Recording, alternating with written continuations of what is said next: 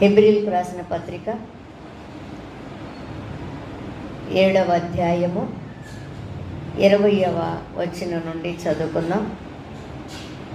మరియు ప్రమాణము లేకుండా యేసు యాజకుడు కాలేదు గనుక ఆయన మరి శ్రేష్టమైన నిబంధనకు పూట కాపాయను.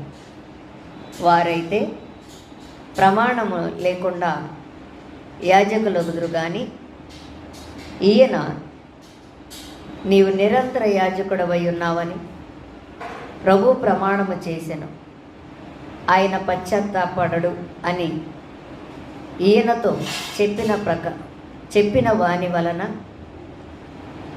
ప్రమాణపూర్వకముగా యాజకుడాయను.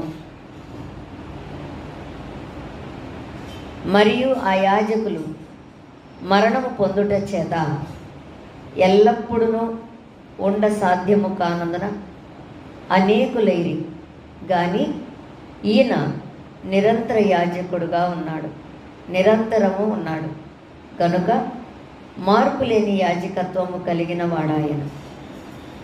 ఈయన తన ద్వారా దేవుని యొద్దకు వచ్చు వారి పక్షమున విజ్ఞాపనము చేయుటకు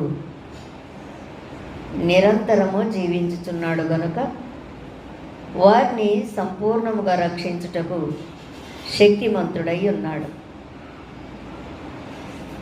పవిత్రుడును నిర్దోషియు నిష్కల్మషుడును పాపులలో చేరక ప్రత్యేకముగా ఉన్నవాడును ఆకాశ మండలము కంటే మిక్కిలి హెచ్చైన వాడునైనా ఇటు ప్రధాన యాజకుడు మనకు సరిపోయినవాడు. ధర్మశాస్త్రము బలహీనత గల మనుషులను యాజకులుగా నియమించును గాని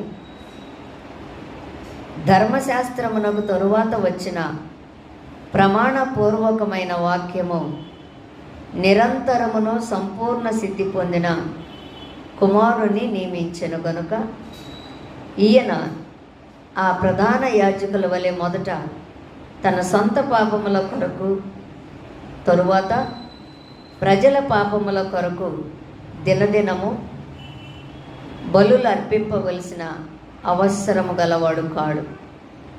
తన్ను తాను అర్పించుకున్నప్పుడు ఒక్కసారే ఈ పని చేసి ముగించెను. దేవుడి యొక్క వాక్యాన్ని మన వెనికిడిలో దీవించి ఆశీర్వదించునుగాక. ఆమేన్.